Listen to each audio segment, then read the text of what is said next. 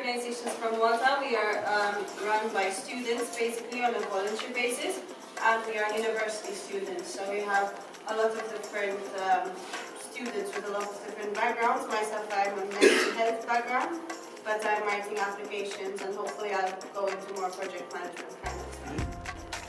What you said about the gap, there's a formal and a non-formal way. I think the non-formal is a point that the EU wants to get out there, because having a non-formal education makes you get to the formal education if you didn't have it. Some people are capable of getting a formal education, others need startup, and that startup leads them to be where they are, and that's why you have so many talented people and motivated people to work in these kind of sectors. So that's what we aim to do.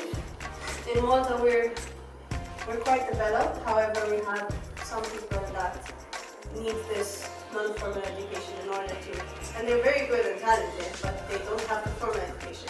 So this is what we try to do in order to get people who are not normally successful to be successful and be in companies such as this. So that's what we do in Malta. Any expectations towards companies like CSC?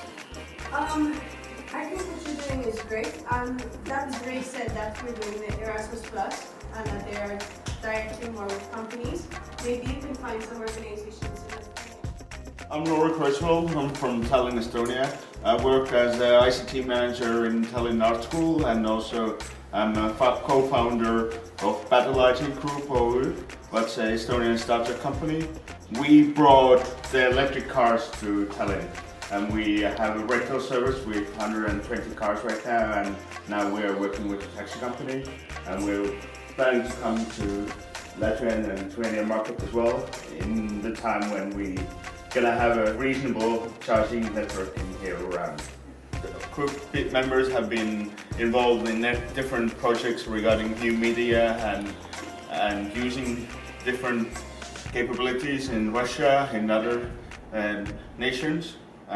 This summer I was in Crimea, for example, dealing with the media and the issues over there, and we were in other parts of Russia dealing with the media problems and things over there. So we did do some social engineering and photos and media management and develop some tools regarding that. Yeah.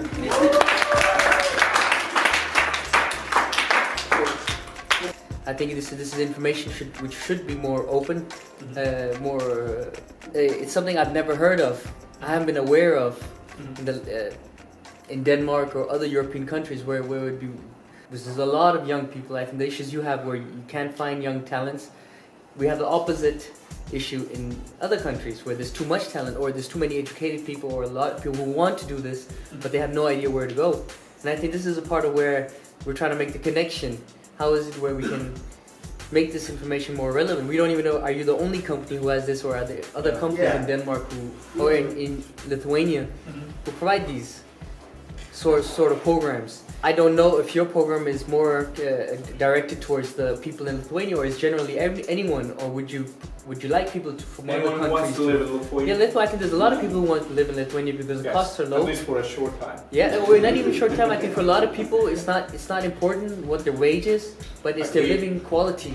It's one of the things, I mean, where you can start a career, especially in computer sciences. Start looking to the emerging markets like Lithuania or Poland or other countries. I mean, they're looking for talents, and they have programs like we do.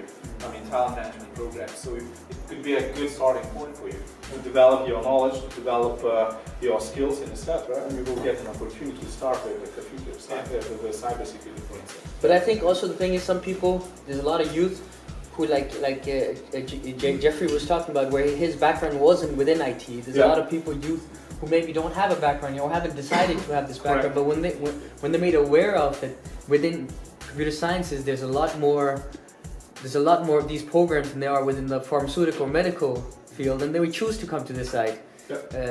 So there has to be some sort of connection, or maybe there is some platform where there's information about this. A lot of people won't go onto your website to know about this, or I don't even know if there is on your website, but there might be another platform where people would like to have more information. I think I just reminded myself that on one of the slides you you have written that you are certified under ISO 27000, something like that. Correct. And GIS2, and you know, I study environmental technology, and my focus area is social corporate responsibility and GIS.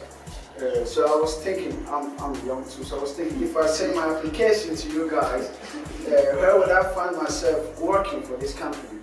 Are you on LinkedIn, for instance? Yeah, right, I'm looking for my internship. How many of you guys in here are on LinkedIn? Okay, that's good. Because it's... This is happening. I know, more of you should be on LinkedIn. The reason I say that is because a lot of recruiters and a lot of people who are looking for talent are scouring LinkedIn. So if you're a young person and you don't have the formal way to get your name out there, which is going to somebody who you know works for a corporation and them recommending you, get a LinkedIn profile. Just do that right away. Add me. You have my name now, you can add me as a connection. Who knows who you may meet, right? Because I have a pretty big network, so I've had a long career, and you never know who you may run into, right? But in your case, I mean, this is how it kind of starts, right? We didn't know about you guys didn't know about us, and this is how it starts. So now if you send me your application, your CV, I can help you with that. I'll put you in touch with somebody in the Office for Social and Ethical Responsibility, and we see what happens from there. The presentation is too corporate, too 90s style. And this doesn't suit in 2015. Like you see Dropbox or Google and how they recruit. Yeah, it's like when I see your presentation, you're telling everything, but it looks like the person who's making it, he doesn't understand young people, because young people want simplicity. Young people want cartoons. Young people want some sort of like motivation tools, like which psychologically looks not like it's like a corporate jungle. It's something more motivating. I can find myself. I can do something. So for me, it's like I suggest a better presentation. Because it's a great program, because you are not asking for formal education. You are saying that we understand that you know something and we'll give you a job or something because you have like that talent, you have that learning skill. New companies coming out of Silicon Valley, their presentation is 2-minute YouTube video where a cartoon goes and it explains like what they do in the company. And those are the best because it's like a very new way to like understand, and you can then put it in a Facebook group like Erasmus and you connect to young people we are actually looking for, like some talent. It gives motivation, because there's like really good program, but it's too much information in the slide. So it's always good, again, for us to be able to talk to you and to be able to get an idea of what is a type of proposal we could discuss on how we can do something in the future. Because we're all very interested in having jobs. I have a question. For one of your projects, can you do a video for CSC? We are doing a video right now for CSC. There's no animation in it, so I'm not sure we're going to reach the audience we want to reach, but I'm just asking for, in general, could you do something like that? We want to make video and we want to give it to you for free, and we want you to look at it and criticize it and throw it back to us, and we're going to do it again, and then you're going to look at it, and then, just like this program, we threw it to you, we said, we want to come see you. Well, we don't know. We're going to be outside your building. You might want to let us in.